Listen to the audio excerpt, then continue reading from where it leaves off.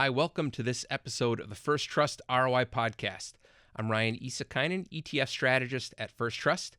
For today's episode, I am very excited to be joined by Mandeep Singh, Global Head of Technology Research at Bloomberg Intelligence.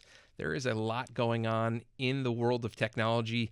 Mandeep just returned from the Consumer Electronics Show in Las Vegas. We're going to talk all about innovation. We're going to talk about artificial intelligence and where some of the opportunities may be for those companies that are investing heavily in AI in the years to come.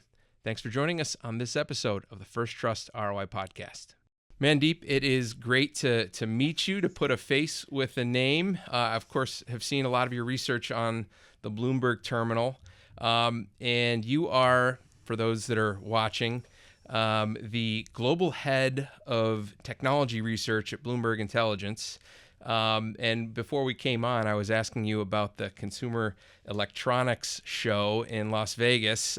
You were there last week? Yes, it was really, quite a spectacle in terms of the number of launches, especially the focus around robotics. And really, Consumer Electronics Show is always interesting because they try to deploy a lot of the technology we hear about into these cool devices. So yes, quite a show. So I'm sure you've been before. It's something Yeah. I've never done. Is this have you been going for a long time?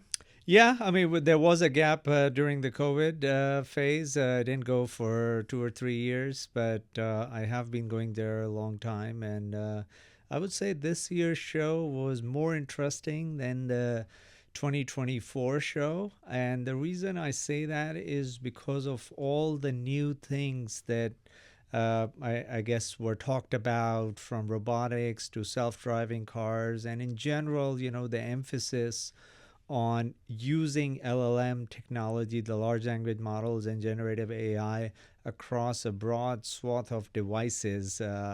We did put out a long report on our takeaways from the show. So happy to get into the details, but a lot of new stuff around LLMs and AI agents. I think that was a big focus this year. That's great. Yeah, and I definitely want to talk more about LLMs, about AI, and really what actually is going to generate profits. I mean, there's been massive investments made in the infrastructure and the development and the build out. So I think that's definitely a topic we want to dig into. So before we do, though, 140 plus thousand technology people in Las Vegas. What is that like? Well, look, these are people from different backgrounds in terms of their interests around the show. Not everyone is looking to, analyze companies or look at investments. Some of them are there just to, formulate those partnerships that can help incorporate the latest technology in their products, and some of them are looking for product ideas. So a lot of people, you're right, and they are very high caliber people in terms of the exhibitors and what they are trying to showcase. And that's what makes it interesting. You have to pick your tracks and focus on things that you care about, but at the same time you can come across people that are very hard to find otherwise. So was there any one thing that you can think of, whether it's AI related or not, that just kind of blows everyone's mind at the show this year? Like, what's the coolest thing that you saw at the CES this year? Yeah, I would say the coolest thing was a demo for a robot, there were a lot of robotic demos, but I think just in general, this robot could interact with you. It could really give you a sense of the future in terms of humanoid's form factor and what it could do in terms of having the level of personalization and engagement. And like, it could understand emotions, it could read your body language, it could really help you do some of the things in your home that were otherwise you're doing it manually. And I think it was, maybe it's not going to hit mainstream this year or next couple of years, but it kind of gave you a glimpse of what's possible using AI. So we're living in the era of the Jetsons finally. We've got Yeah. Rosie the maid, and So I was thinking one of the areas that, because I'm trying to imagine having a robot in my house, and Yeah. I'm really not sure exactly what it would do to change my life, to make me, to incentivize me to make that investment. But then I was thinking about all the help that people need as they get older in terms of, home health care aides, that sort of thing. Yeah. That seems like that'd be something you'd want a robot for. Yeah, look, and what the LLMs have showed us is these LLMs have knowledge of the internet, knowledge of the world, that's all digitized. And if you distill that knowledge into, let's say, smaller models, which can run locally on a humanoid form factor or any other type of edge device, it can be quite powerful because it can understand general instructions. It can, fetch you things in terms of, doing a mundane task that it could be trained on. And, it wasn't possible before because when you look at Alexa or some of the prior, conversational devices, they didn't have that level of AI embedded into them that they could be generic or, they can go beyond talking about weather. So I feel with AI, we have come a long way in terms of training these chatbots to a point where they can be quite intelligent in terms of understanding human language. And then they can be trained on tasks that are repetitive. And I think that was the takeaway over there. So it seems, as I've watched and listened to companies as they disclose their financial results and they have their conference calls afterwards, that everyone really wants to be part of the glow of AI and large language models. And I've often wondered, where does the line get drawn between when something becomes AI versus just maybe some evolution of technology getting better? Do you have any way that you think about that? I mean, the best example I can offer is self-driving cars, right? So we've all heard about Waymo launching in 5 cities last year. They're doing about 200,000 rides a week now, 150 to 200,000. And look, when you think about how that inflection point has come, and Waymo is not all generative AI. I mean, it's a complex system that's augmented by, LLM technology now. But you need almost 100% precision because you're talking about, somebody sitting in the car, trusting that system to drive safely. And that's where, if it can solve that problem, if AI can be deployed for a problem that requires 100% precision, then you feel like it can do a lot of other things. And that's where, at the CES, you could see humanoids being possible now because we have solved the self-driving problem. I mean, if you're talking about a scale of 5 million autonomous rides a year, then I think the system is ready and the technology is there. I mean, yes, there will always be edge cases that need to be solved for and addressed. But I think we all can agree that, a lot of people are trusting these systems every day and riding. And Zoox had a demo in Las Vegas where the show was, where you could ride from airport to the convention center in an autonomous vehicle. Yeah. And everyone trusted that system, and it worked beautifully. So anytime there's this new, I started my career right before the internet bubble burst. And so maybe I'm a little bit overly sensitive. I'm always concerned and worried about hype cycles, and, new technologies come out, they're going to be disruptive, and they're going to change things. But I'm always worried about hype cycles and where we are in the hype cycle. So when it comes to, some of these models, some of these LLM models and AI in general, where do you think we are in that hype cycle? I mean, still in the early innings because, when you look at GPUs and the general availability of, accelerated computing, the technology is quite expensive to deploy. And it's very evident from the spending of these hyperscalers in terms of their CapEx spend. And, the ROI is still kind of not very well established in terms of, what kind of returns these companies are getting on that AI spend. With that being said, there are some noticeable use cases, when it comes to the difference this technology is making. And so I wouldn't call it all hype because there are tangible kind of proof points when it comes to this technology, whether it's on the ad targeting side or, having campaigns created by AI or just, synthesizing kind of intelligent summaries from a bunch of documents or generating things based on prompt. All this wasn't possible before. And these are the things that can make a difference in terms of how we work on a day-to-day basis, how much productive we can be as knowledge workers. And I think that's the potential that everyone feels there is with generative AI and LLMs. And customer service, I mean, I came across a lot of examples at the show around deploying AI agents. Now, AI agents are nothing but, chatbots that can do things end to end in terms of having a conversation, taking a follow-up action, because they have all the knowledge from the internet as well as at the enterprise level, because they've been trained on those sort of documents, and they can find that needle in the haystack faster than a human agent can. And so that's the promise. But look, there will always be challenges. Can we overinvest in the near term? It's possible, but at least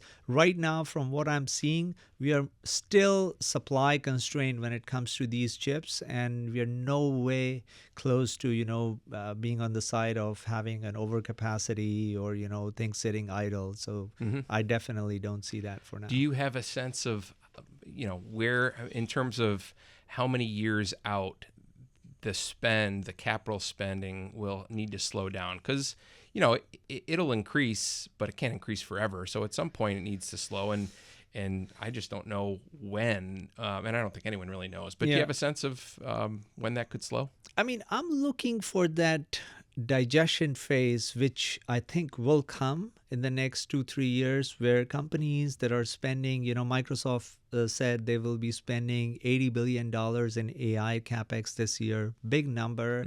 And when you think about that scale, going forward, it starts to eat into all their free cash flow, that the company is generating. So investors will want to see, how much that's contributing to the top line growth. They've said AI inferencing is a $10 billion run rate business that's expected to double, in my opinion, to 20 billion in this year.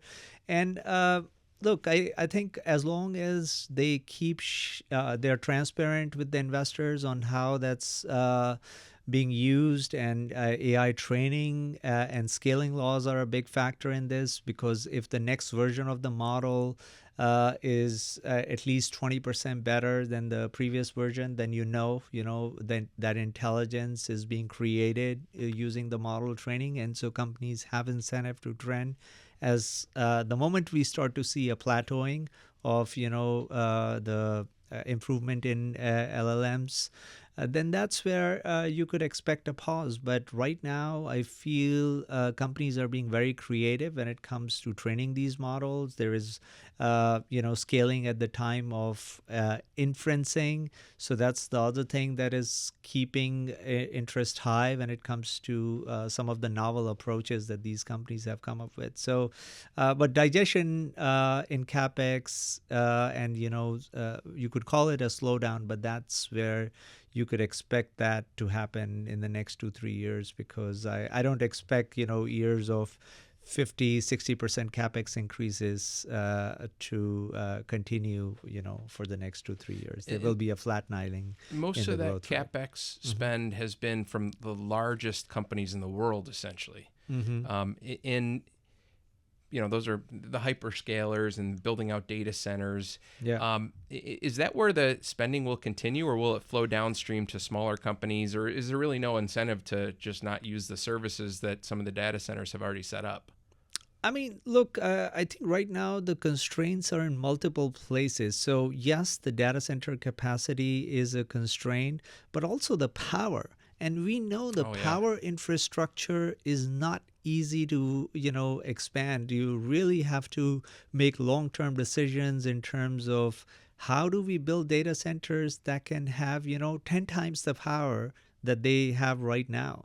And it's not easy because the power doesn't grow like that. It grows more in line with the GDP. So and plus these chips, they need more power for training. So Hmm. that's the other constraint you have is the infrastructure accompanying that data center, whether it's on the cooling side or the cables that are transmitting the power. Everything needs to be changed. Now, whether we start using nuclear or other options, I mean, all that is on the table because the clusters of these chips are growing. I mean, Jensen talked about, an AI factory with 1 million chips, put together. Right now, the largest cluster we have or we have talked about is 100,000 GPU cluster.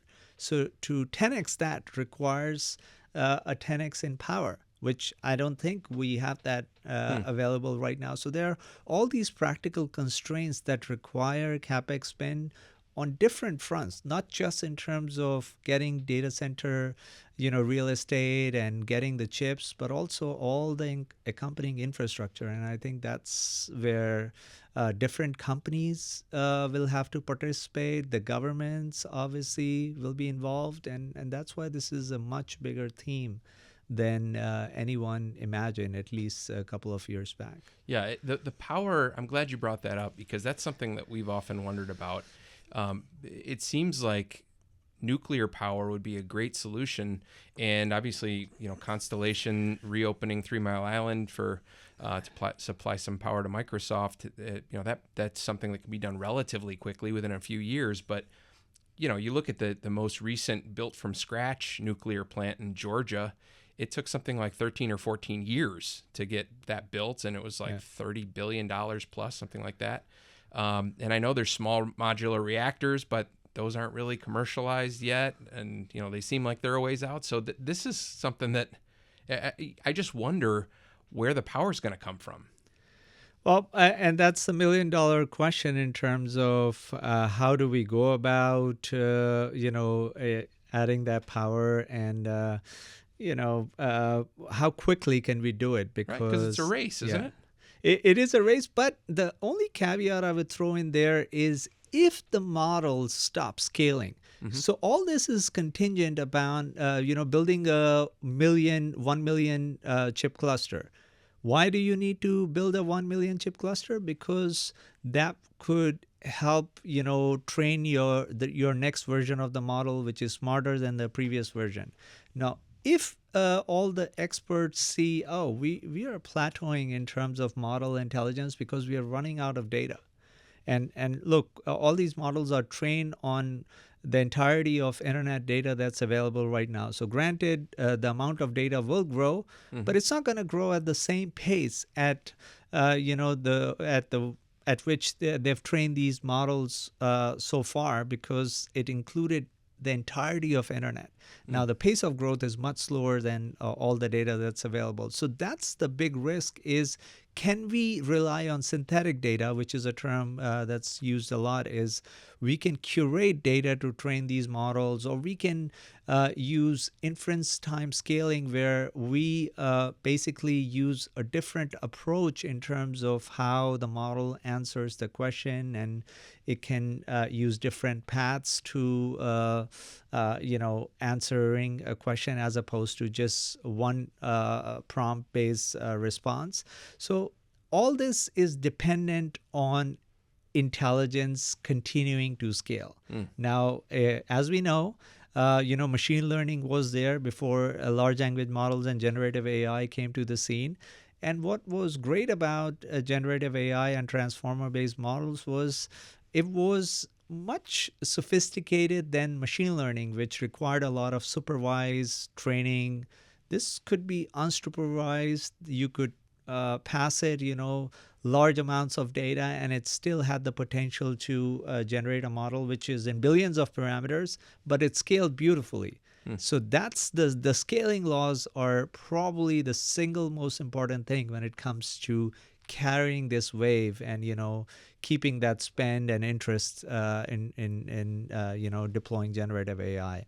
The moment we start to hear about a plateauing of that, that's the big risk. That's when everything will kind of come to a pause. I mean, I'm sure governments and companies will keep spending in terms of adding and deploying that infrastructure, but that sense of urgency, I think that will go away if everyone realizes there are limits to how much these models can scale.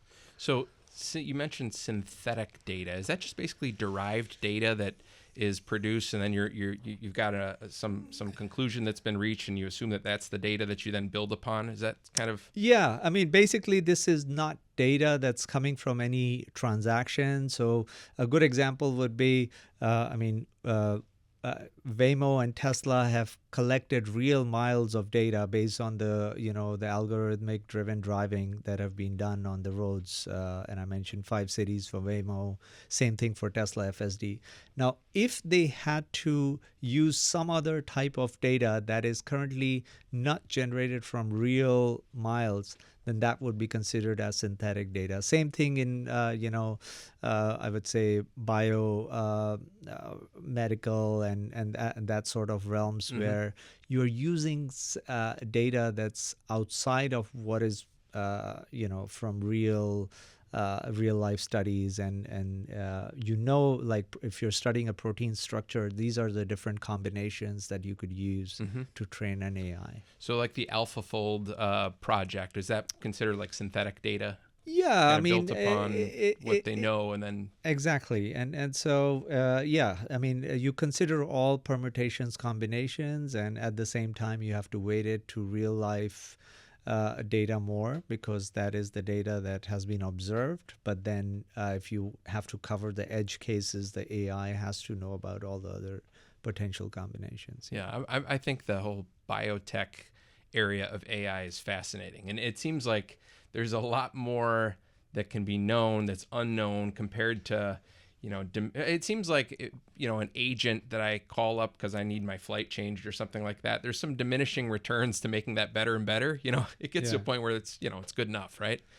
But when you're trying to come up with a cure for diseases, I mean, and understanding how biology works, that seems like there's a lot more that you could actually understand. And I would keep the expectations low. I don't think AI would help you find cure for diseases. It's more of an augmented, like something that will augment your knowledge work, whether you're sitting on a desktop and doing your work, and be it any kind of work. So if you're a researcher, AI will augment your research, but I doubt it can find cure for diseases on its own. Like, it's a tool, right? Yeah, it is a tool. It gives them, because if you have that AlphaFold library of proteins, then you don't have to spend your months and months discovering what that protein, 3-dimensional structure is, because you're 99% with that part of the puzzle there, but then you have to do something with that.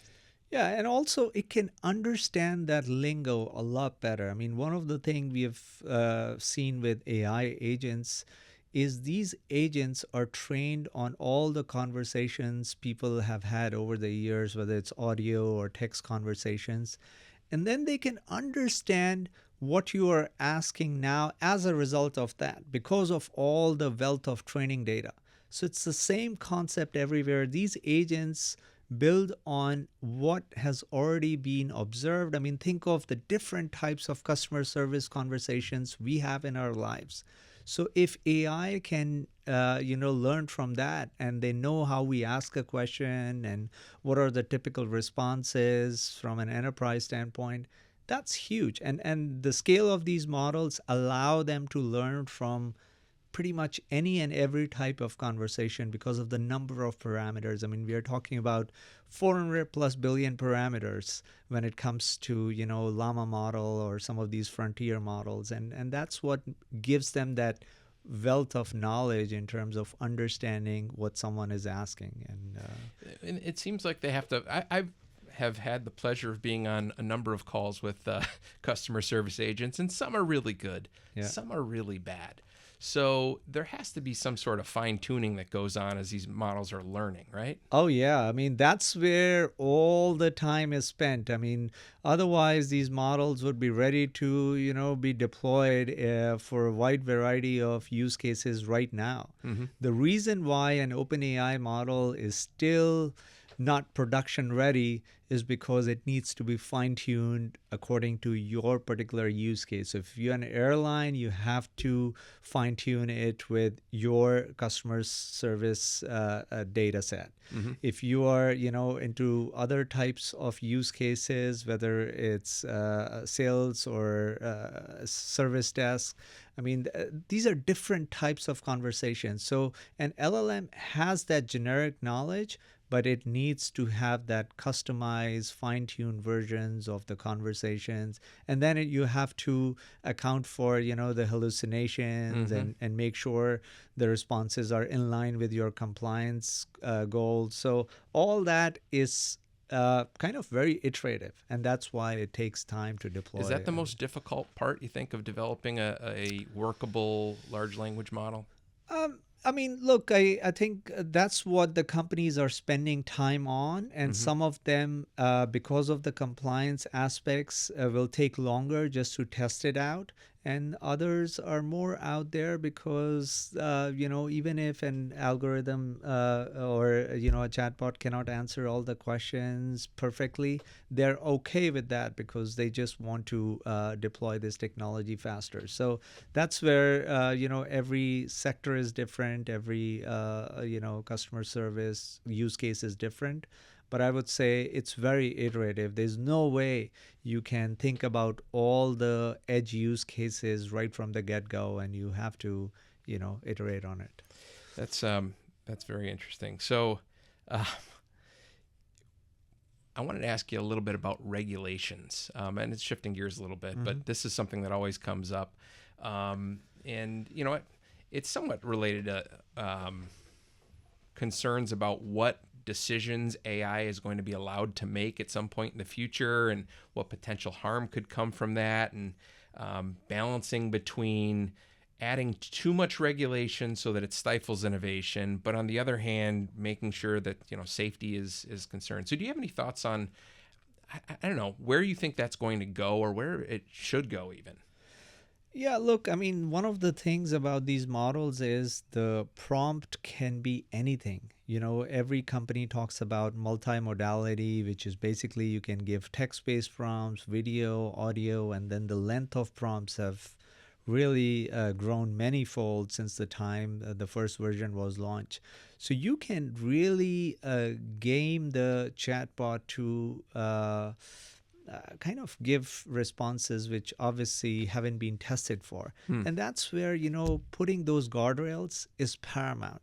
So every regulator, I'm sure, will be focused on what sort of guardrails these LLM companies have to implement. And then the companies which are deploying these LLMs in their products will do the same from their side. Mm-hmm. But I think the AI Act in the EU, and there's so many different approaches that the regulators are thinking about. Obviously, we have a new incoming administration here in the U.S. I would be interested to see what the AIs are. I think David Sachs would be looking at in terms of deploying AI. But nobody wants to curtail the ambitions of these companies when it comes to AI, which is why the hyperscalers are spending so aggressively, because I feel they are confident that the right guardrails can be implemented. And obviously, these companies have a lot of data to customize these LLMs. I mean, think of the hyperscalers as having the data that you need to customize the LLMs. And so they are the right partners when it comes to deploying this technology, and they have vested interest in terms of making sure regulators are convinced that, these LLMs can function in a way where it's not putting anything at risk and won't cause any harm when it comes to sensitive intellectual property. It seems like these companies that are making these massive investments, that seems like it's a pretty secure moat. I don't know how you could have a new competitor and add to that the potential for some regulatory capture, where you're putting in regulations because you can comply with them, but there's no way a startup's going to be able to. Do you agree with that? Do you think there is a pretty wide moat for these, it doesn't seem like new competitors can come in, for at least for the hyperscalers. I mean, what's good is if you think about even the hyperscalers, not everyone has their own large language model. So Microsoft is relying on OpenAI, which is a company with an independent 150 billion plus valuation. Yeah.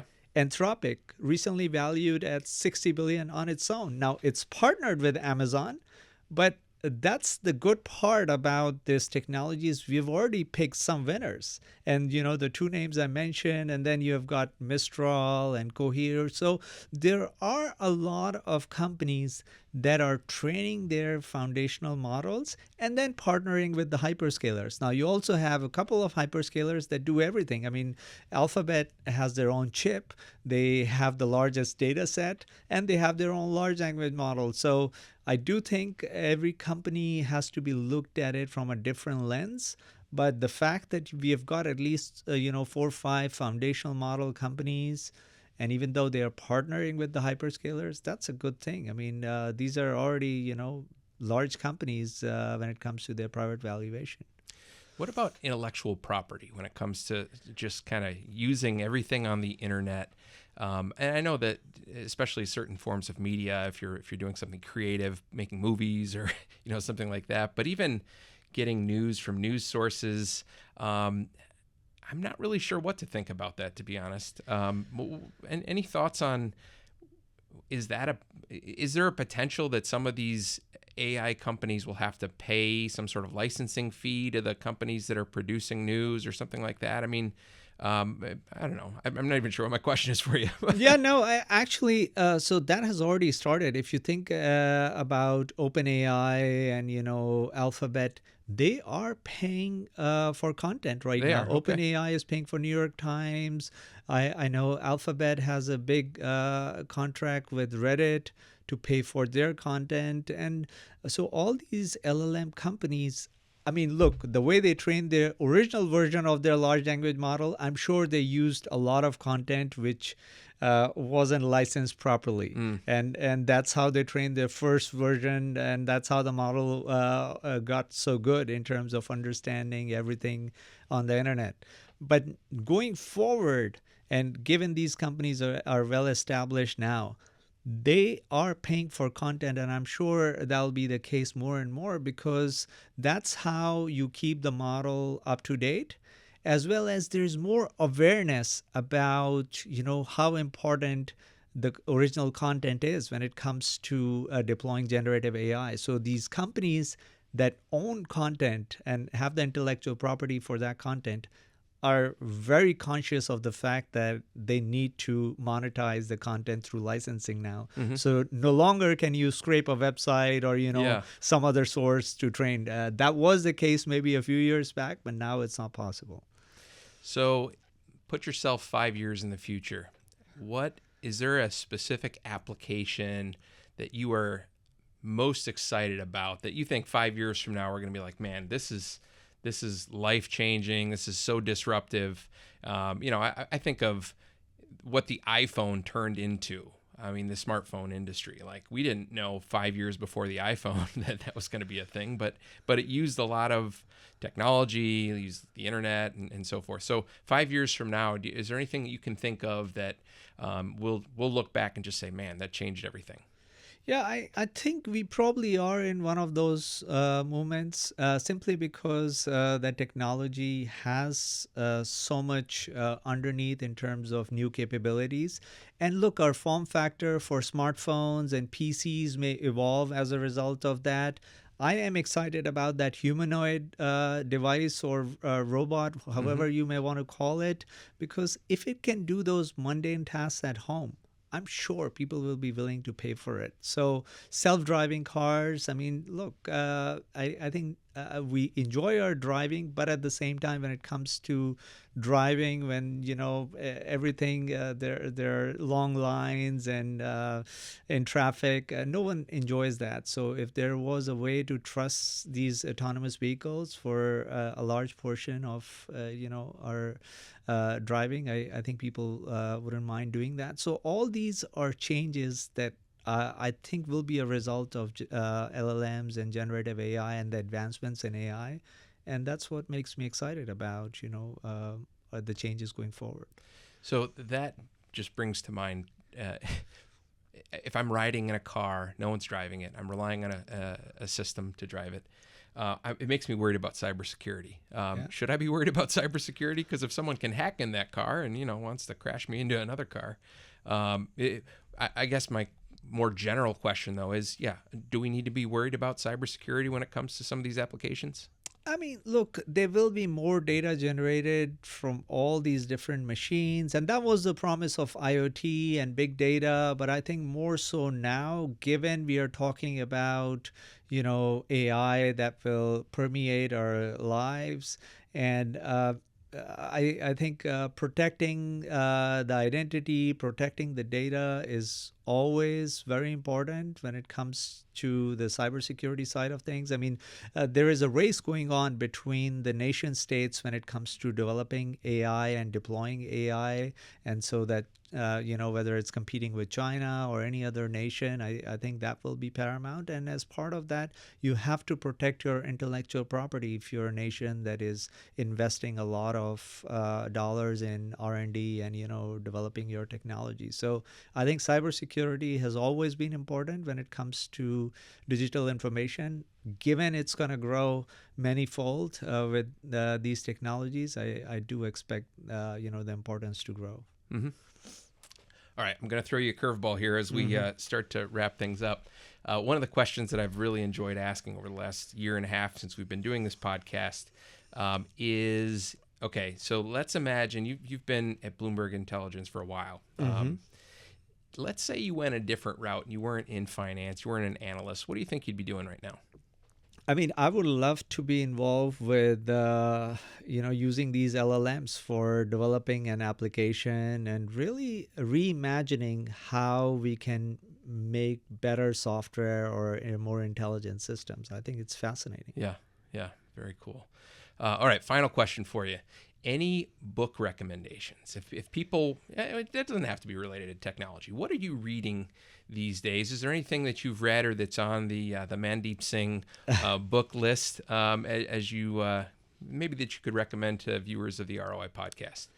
I mean, I read a lot of journals. I don't get time to read a lot of fiction, so I don't have any good recommendations. But really, a lot of journals related to tech, and that's something that I really enjoy because they come up with a lot of cool use cases that I can't imagine on my own. So, it's almost like that's science fiction, honestly. I think we're living in an age that's very close to science fiction, or at least if you were to tell people 20 years ago some of the things that are being developed today, it's basically science fiction from 20 years ago. Yeah. And my hope is it doesn't get into like the Terminator, the Terminator where the machines turn against us. I don't think we have to worry about that, do we? No, it'll be a lot slower than what people expect. So look, I mean, we will continue to talk about infrastructure, and then when it comes to that great use case or application, that will come about in the next 2-3 years. But we're still running mainframe systems, for a lot of the critical applications. So these sort of things, even though they are transformative, it takes a lot longer to deploy these applications and bring about the change. But at the same time, I mean, that's existential. So you can't really ignore it. At the same time, it's not going to just change everything overnight or, people are smart. They have, the ones who are making these decisions know the pitfalls of these technologies. And I have faith in, the companies that are in charge that they will make the right decisions. And look, the governments will have the oversight and the regulators will do their thing. But on the whole, I'm hoping for a more productive future. Well, that's a great place to leave the conversation. Mandeep Singh, Global Head of Technology Research at Bloomberg Intelligence. It's been great talking